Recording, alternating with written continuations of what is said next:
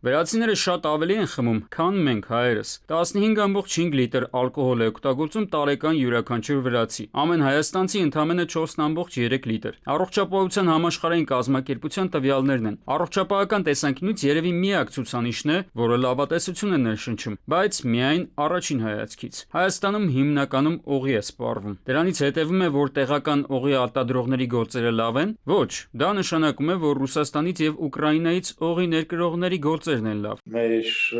սպիրտ արտադրող ընկերությունների հարկերը այնքան են բարձրացել ակցիզային հարկից սկսած, որ Հայաստանում խանութում կես լիտրը 3500 դրամից պակաս օղի չես կարող գնել։ Մրգօղիներից սկսած նաև հենց տեղական ցորենի օղիները։ Ստացվում է, որ Հայաստանի ալկոհոլի սահմանափակ շուկայում հիմնականում սպառվում է օղի, այն էլ դրսից ներկրված, ի տարբերություն Վրաստանի, որտեղ առաջին հերթին սպառվում է տեղական արտադրության գինին։ Այդ դեպքում ինչի հաշվին են գոյատևում մեր գինի, կոնյակ կամ մրգային դիստիլյատներ արտադրողները։ Խաղողի մթերման ծավալները անցած տարի 164.200 տոննա խաղող է մթերվել, որևէ բողոք չի եղել, այս տարի մթերվել է 200.000 եւ էլի բողոք չի եղել։ Վերջում որոշ մեր հայրենակիցներ զանգել են ինձ ասել են մեկ օրինակ զիլ մեքենա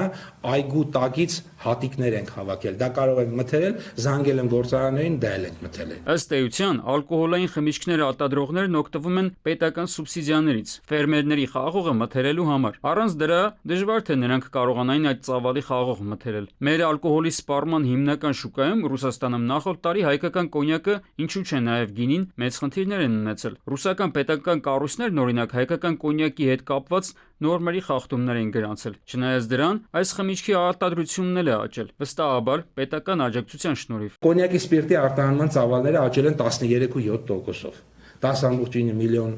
լիտրից 12.4 միլիոն լիտր հասնելու։ Այնտեղ իրենց սպիրտային խմիչք արտադրողներին հնարավորինս պետությունը փորձում է աջակցել եւ սուբսիդիաների տեսքով եւ շուկայում առաջմաղման տեսքով։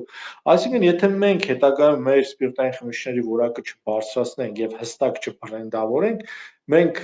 ինչքան գնա ամեն տարի մենք ավելի մեծ դժվարություններ ենք ունենալու ռուսական շուկա մտնելու եւ այնտեղ վաճառելու։ Խնդիրն այն է, որ պետական սուբսիդավորումը ժամանակավոր գործիք է։ Պետությունը բյուջեում ունի միջոցներ, ըստ այդմ աջակցում է գործարարներին խաղող գնելու պրոցեսում։ Իսկ եթե մի տարի այդ միջոցները չլինեն, խաղող արտադրողները կանգնելու են փաստի առաջ։ Հետևաբար, ալկոհոլի արտադրության ոլորտում ինչ որ բան հնարավոր կլինի փոխել միայն աշխատունակ ռազմավարություն որդեգրելու դեպքում։ Արմեն Աթալյան, ժամը լրատվական։